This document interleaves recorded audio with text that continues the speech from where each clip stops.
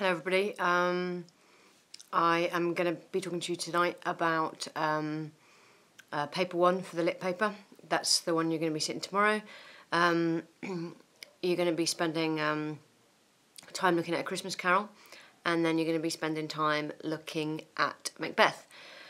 So I just really wanted to just chat through with you the kind of question you might get, how you might structure the question. I'm not going to talk through the plot. I'm not going to talk through the characters. If you want to know that stuff because you want that for revision, go to the previous one that I did on Macbeth and A Christmas Carol for last year's Year 11s, because really, you should have been doing that stuff in class. What I want to do is go over the technique of how you might answer it and what you're going to get marks for. So, the strategy for... hello, Amy Blackmore. I love the fact that you're watching this.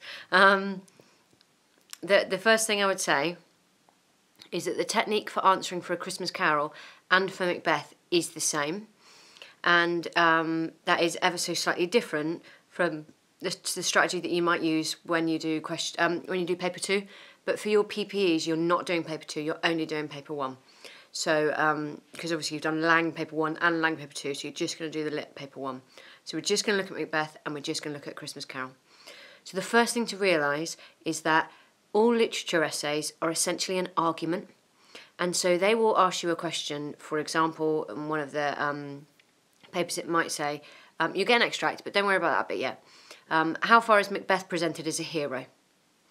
So you've got to sit there and think, right, is this dude a hero? Well, at the start, without a doubt, he is absolutely a hero because he's come home from a war. The soldier's talking to the king about him and he's like, he's amazing, he's such a great fighter. You don't need to worry if you can't remember quotes for this, by the way. You just have to be able to argue your point. So you might say, like, yeah, at the beginning of Macbeth, he really is presented as a massive hero. And you can very easily embed a little bit of context there, because you could talk about... at the time when it's set that masculinity was celebrated, particularly through heroic acts in soldiers, like fighting, that kind of thing. So you'd be able to get yourself context marks very quickly. And then you might reflect and think, well, you know, is he a hero overall? So you then move on your argument and talk about that basically slowly throughout he becomes less and less like a hero until at the end he's just an awful human being and he's not really a hero at all, because of course... He starts saying to his own men, listen, you should hang people who talk about fear, and that is not the kind of heroic thing. It's not something that you would respect. And he's actually really quite cruel to people, and also is naive because he believes in the witches' prophecies, and that isn't again really the kind of stuff that we would expect from a hero. And there's lots of other things like employing murderers to kill his best friend and indeed killing the king. That's hardly a heroic act. So what you would do is you would get a question. It would say for example, how far is Macbeth presented as a hero? And your initial thing would be start at the beginning of the play, just bullet point down your initial thoughts, like is he a hero at the beginning, how does it change, and then by the end, how is he a hero or not? So you don't have to agree with the statement. So if it says, do they present, I don't know, Lady Macbeth as cruel or ruthless, you might think in some places she is, and in other places that she's not. And that's okay to say that. So what you do is you read the question and you think, right, is Macbeth... I'm just going to use the hero one all the way through because I think it's a paper that some of you will be familiar with and it's not the one you've got tomorrow. So is Macbeth a hero? And they will talk about an extract, but you're not going to worry about that yet. So the first thing you do is just start at the beginning and you bullet point down, is he a hero, is he not, all the way through. Your kind of obvious things and the bits that stand out to you. And you only need 4 or 5 points for that. So something from the beginning, something from the end, and a couple of bits from the middle. One of the things that you're going to use will definitely be something in the extract, because the extract will definitely relate to the question. So if it was a hero one, in the question I'm thinking of, it's when he's being really horrible to his soldiers at the very end. So you'd have something in the beginning, a couple of things in the middle, and then something at the end. And then what you've got to decide is what your premise is. And what I mean by premise is what your argument about Macbeth is. So my view is that he's presented as someone who was a hero, but who lost his heroism because of greed and because of ambition.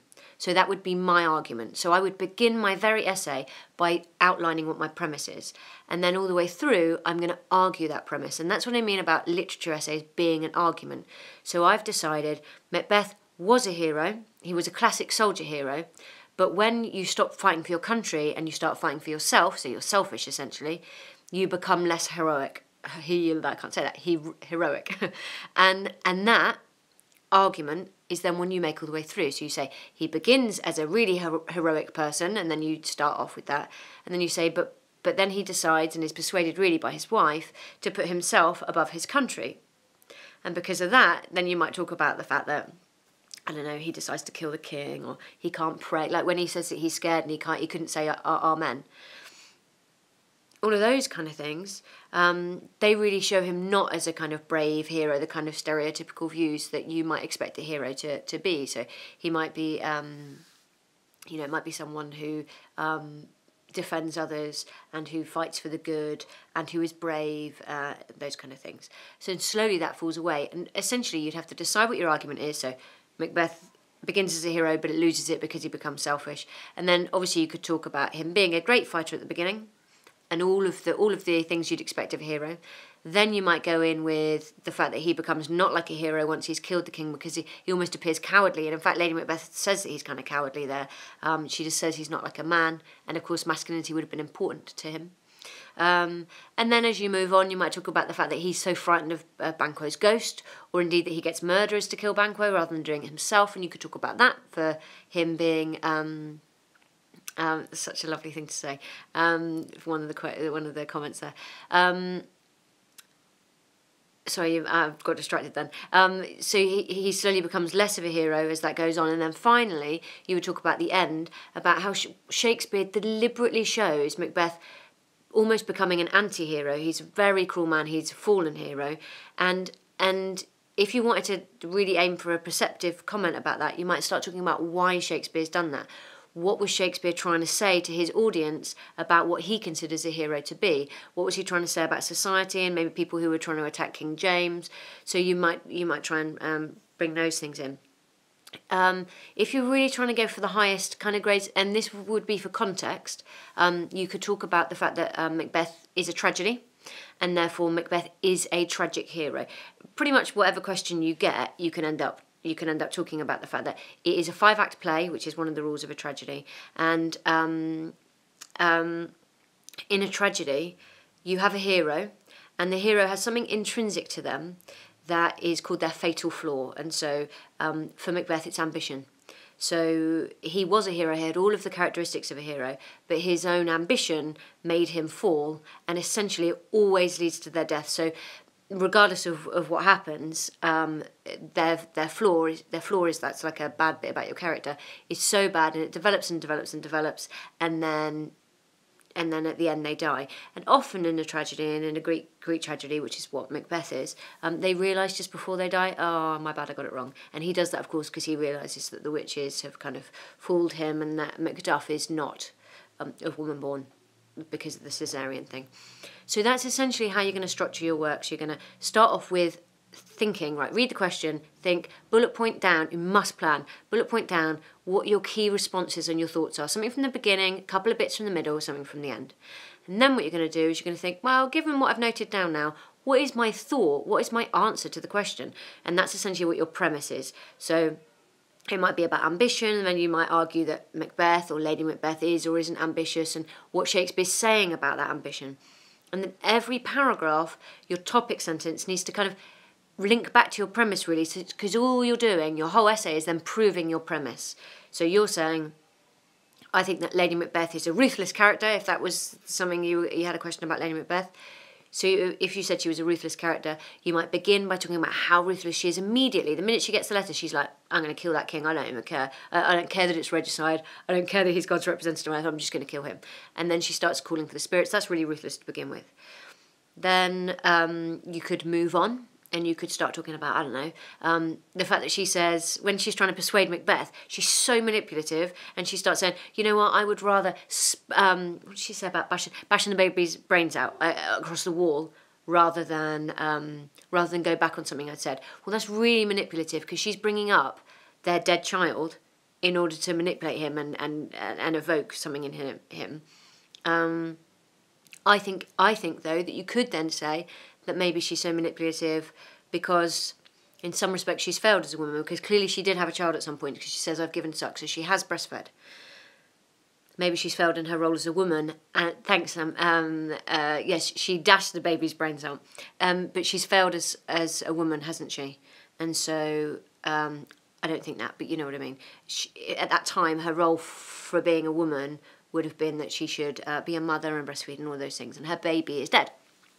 And we know that. And she says, well, I would rather, dash its brains out than go back on what I said, because she's failed as a woman and thus she wants power in another way, because she's not been able to gain power and respect in the way that she would have traditionally, which is through motherhood. And so she's kind of failed at that role. So maybe that's why she's so ruthless. So that might be her motivation. You don't know, do you? So anyway, you argue it all the way through. So the way you get marks in each paragraph, so like if I'm saying your overall structure should be your premise, and then something in the beginning, couple of bits in the middle, something at the end, and then overall what you think Shakespeare was trying to do, like why did he bother? Why did he bother presenting ambition in that way? Or why did he bother presenting hatred or loyalty in that particular way, you know? So that's pretty much what you need to do. So premise, beginning, middle, maybe 2 or 3, whatever, end, and then finally why you think Shakespeare did that. Like, what was he trying to say to his society? And indeed, like, what as a reader you take from it, what lesson, because essentially literature is about lessons, isn't it, and making you feel or think something. So then within each paragraph you need the following structure. So if you're taking notes, Brandon, I would think about this as your paragraph structure. So the first paragraph with your premise is just basically what you think, so that I haven't really got a structure for you for that. And then the final one is what Shakespeare was doing, so again, no real structure for that. But then the middle paragraphs, what you need is the following. This is the structure. So number 1, you would write your topic sentence, and your topic sentence is your argument. So Lady Macbeth is, particularly psychotic early on in the play, and is presented almost as like the fourth witch, because she calls on the spirits, and this makes her particularly evil. So just a nice AO1 statement. So it's just your understanding of the play, so that you're saying, I understand the play and understand the character, and it should support your original premise. So just your first statement, that's called your topic sentence. Then you might have a quotation, and you might not. If you do have a quotation, pop it in, and I would recommend that you do mini quotes. So you don't have to remember whole streams of quotes at all. You don't need to worry. But if you've got a quote, use one. And then essentially what you do is you argue what that says about the character, what it says... Sorry, I've got arm ache, I'm just going to switch arms. You argue what it says about the character, what it makes you think, why Shakespeare's done it. And essentially it's just you proving what you originally said. So it's everything that you end up thinking or feeling or imagining about the characters, and the lessons in Shakespeare's play that you get from... That's that bit. So, for example, I don't know, if we use... it's a nice bit, just trying to think. The Lady Macbeth out damn spot bit. So, I really like that bit. So you've got Lady Macbeth, it's at the end, she's with the doctor and she's with her gentlewoman. And she is asleep and she's walking around, she's freaking bonkers, she's rubbing her hands and she can see blood there, but there is no blood. And the blood is symbolic of her guilt.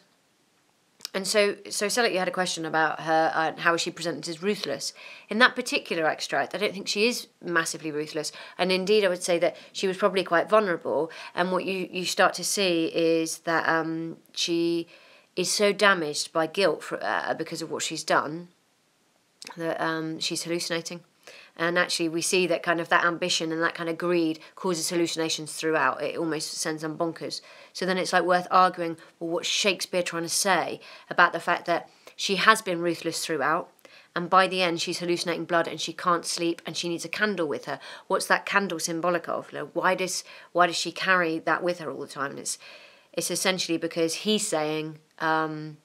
if you are ruthless all the time and you are only looking out for yourself and you would commit a crime as awful as regicide, then you will forever be haunted. And of course, by the end, she kills herself. So it's about all of that stuff I've just said is AO1. I haven't really done any AO2 analysis.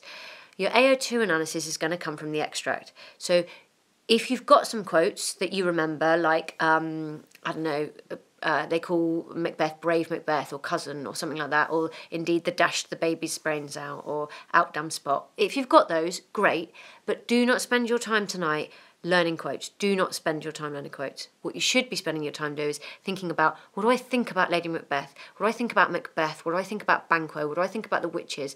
And those themes. And if you're thinking about theme and you're thinking about character, that's how you're going to do the best, because this is an argument-driven essay. It's not about pick a word out, analyse it, pick a word out, analyse it. That's not what they want you to do. The only time that you should be analysing any language is to just support what you're already saying. So, for example, if, Macbeth is absolutely about mental health in lots of ways.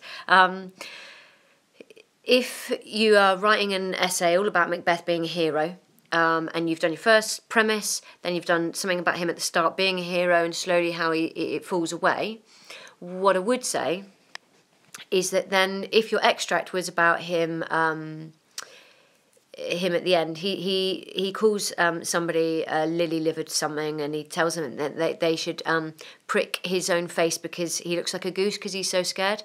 And so you might start talking about an individual word or a little phrase from that. And I would recommend that you pick out 2 or 3 things to support your argument, just like you did, if you did it, in question 4 in paper 1 for language. So you pick out something and you say, he's a really terrible leader here, he's actually quite bullying. For example, he compares the guy to a goose. And then you might talk about the word goose and the fact that he's got goosebumps.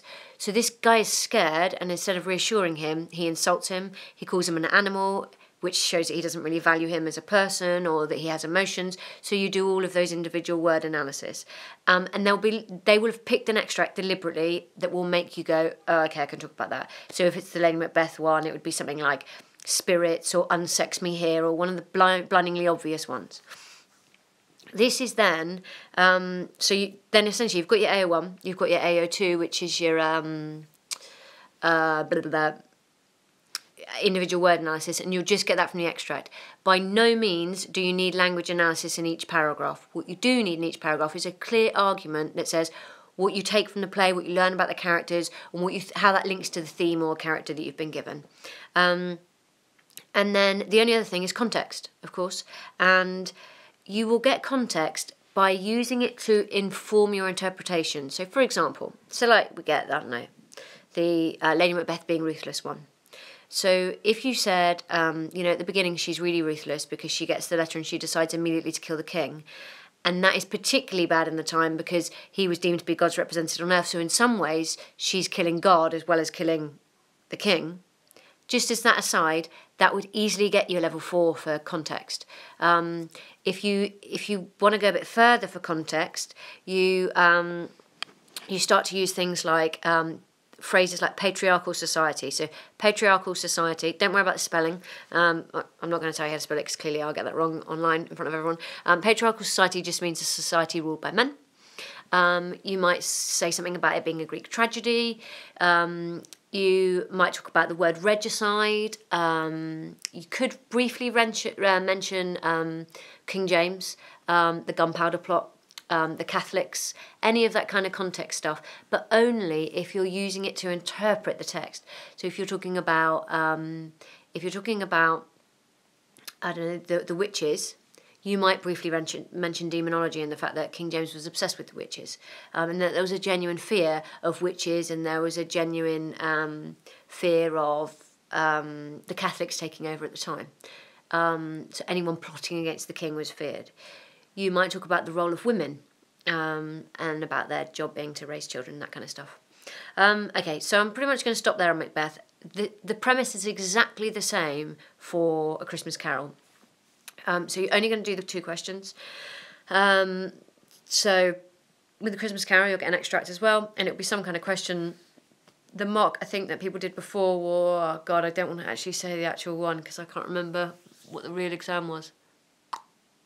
Oh, whilst I try and think about that. As an aside, last year I had a student, they got this wrong, and I just don't want you to get this wrong. So in the question, if it says like, how is love presented in Macbeth, and Macbeth is in italics? What that means is in the play Macbeth. It doesn't mean in the character Macbeth. It's an easy mistake to make, but when they say how is it presented in Macbeth, they mean in the whole play, not just in the character. So you can write about other characters if it says in Macbeth. Okay, so that's just worth noting because someone got that wrong last year and it caused problems.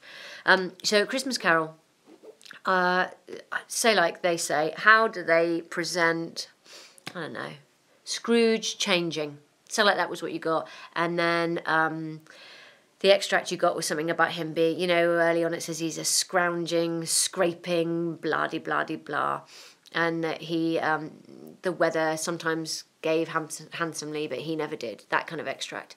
So they would say, how is he a character that changes? Well, I mean, clearly he's a character that changes. But you wouldn't just say, Dickens presents Scrooge as a character that changes. Your premise is about why. Why does he bother doing that? Well, Scrooge is presented as a massively changed man by Dickens, and the reason why is because he's saying to society, if somebody's as extreme as Scrooge can change, then you know what? So can society. We don't have to live in this capitalist society. He's not a socialist in the way Priestley was, but he's saying we don't have to live in a society that is so unequal and that isn't so giving. And so what he does is he sets up a character who's like a caricature of...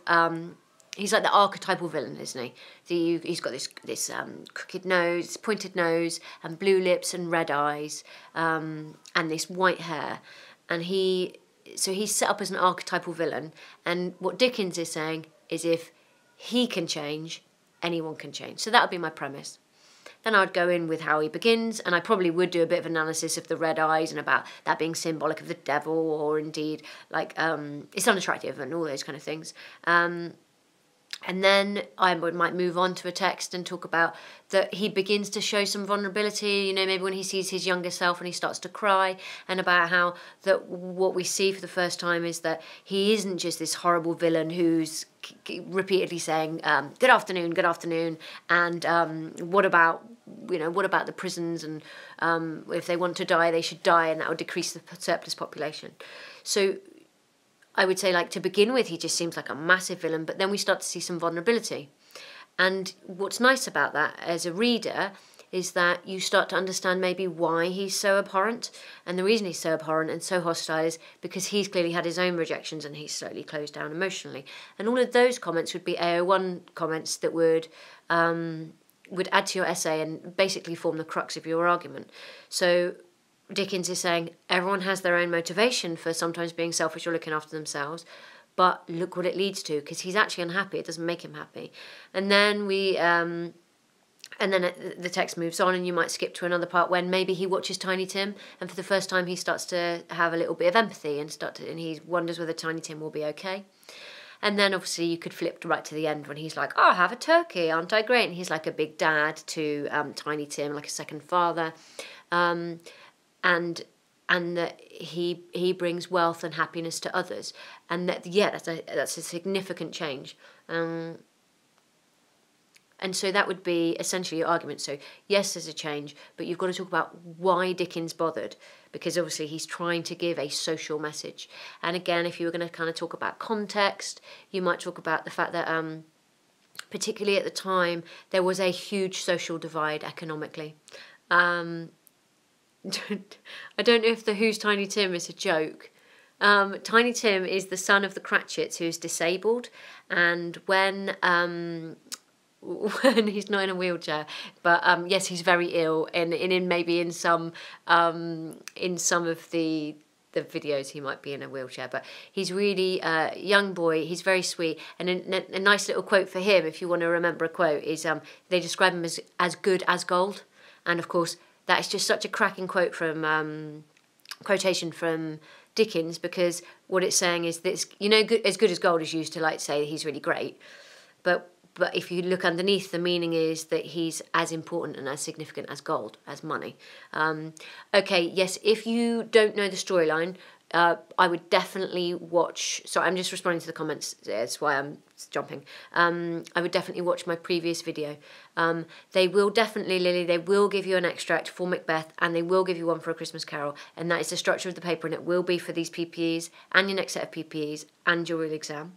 And that means that all of your quotation analysis can all come from that extract. You don't need to quote from around the whole text.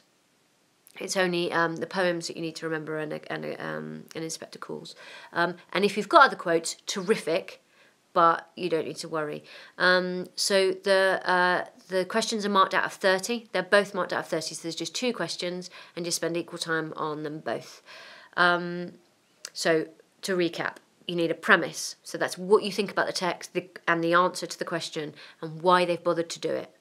I'm loving the quotes that are randomly appearing. Then you go in something at the beginning of the text, a couple of things from the middle of the text, and then something at the end of the text. And one of those is going to be from the extract. So it'll either be beginning or one of the middle ones or something from the end. And when you do the extract one, you absolutely must do some word level analysis or phrase level analysis about language, the AO2 stuff. So if it's solitary as an oyster or whatever else. You just split your time in half. So anyone who's got extra time, just split it in half. What I would say is, if you think you've finished, you probably haven't done very well. You shouldn't be finishing anywhere near much before the end.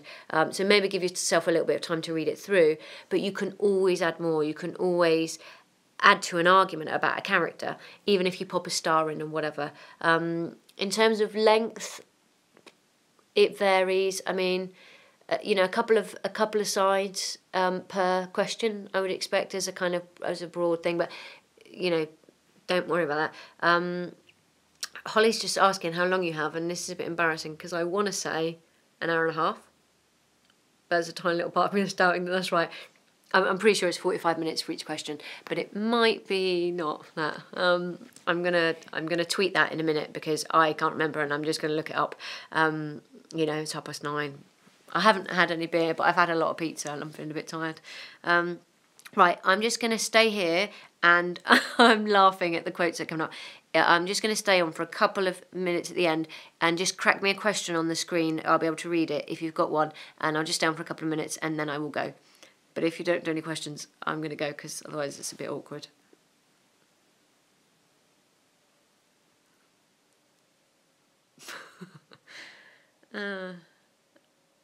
Right, that is a lovely quote. Whoever Missy Jones is, God bless us everyone, is a great quote from the end that Tiny Tim says. He's like,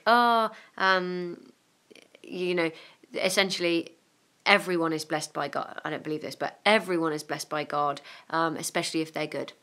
Yes, you can have chocolate tomorrow. That is a good idea. I think that your exam begins in the morning. Who's got their exam timetable in front of them?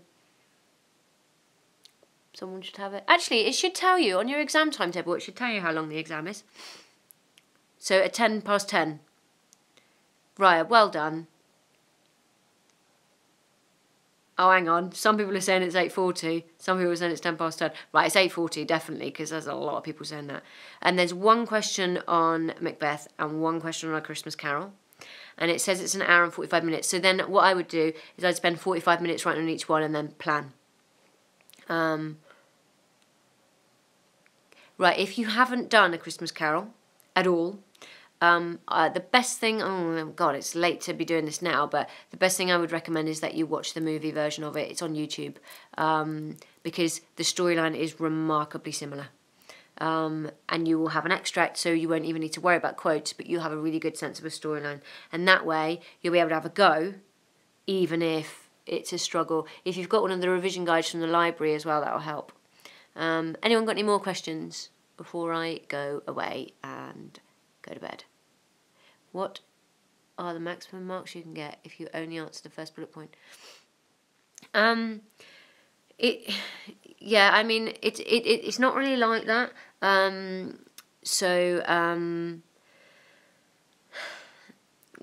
Essentially, the bullet points are just to guide you.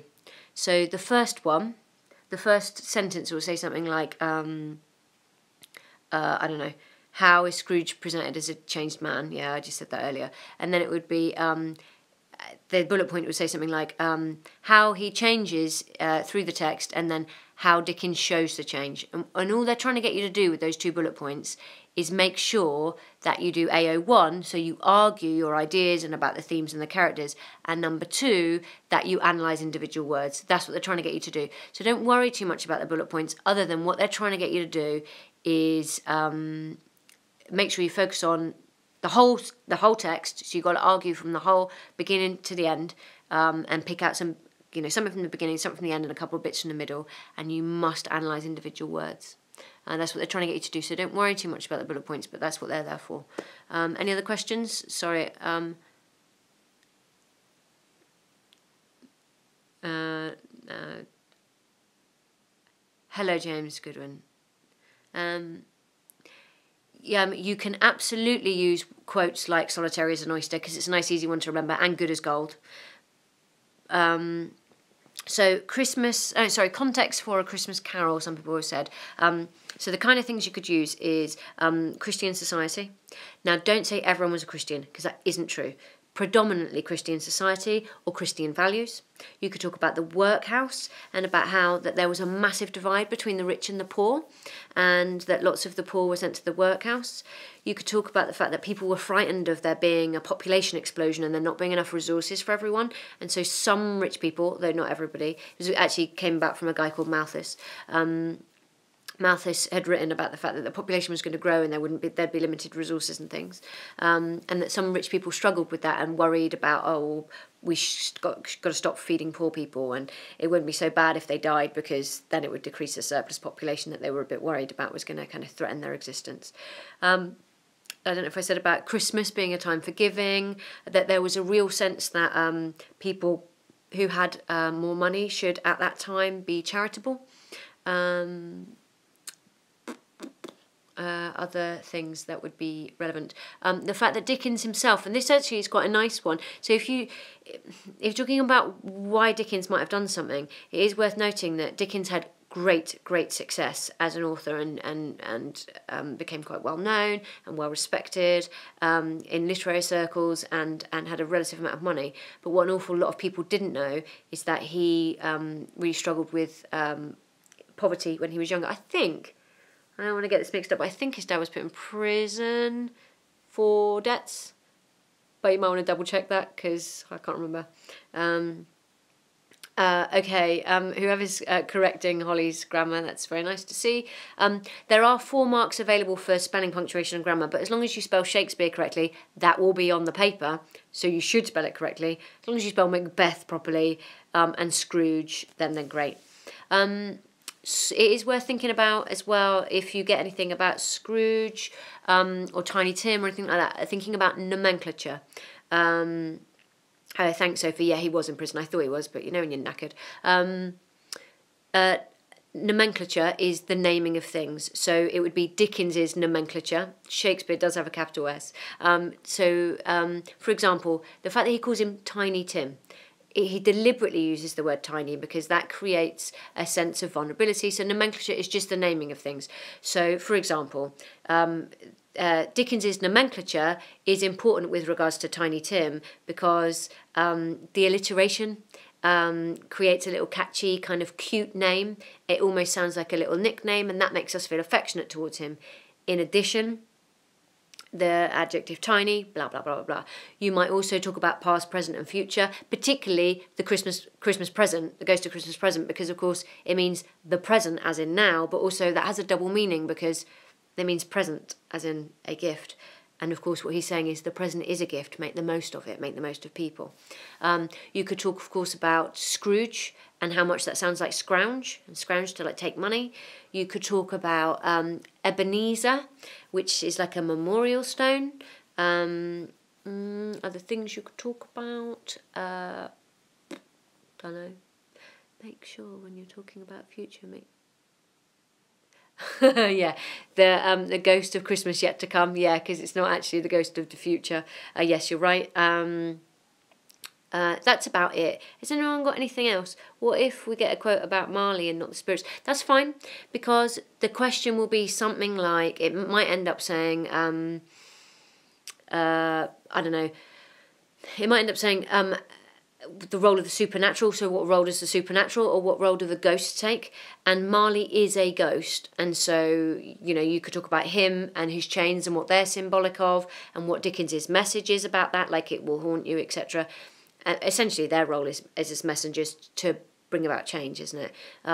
So it would be okay if, I'm loving all the quotes that come up, it would be okay if you talk about Marley and then later talk about the other ghosts. Has anyone got any other questions before I go away? I will be in tomorrow morning. I'll be about, I'll make sure I'm on the door tomorrow with a cup of tea, and I might even get some chocolate. All right, see you guys later.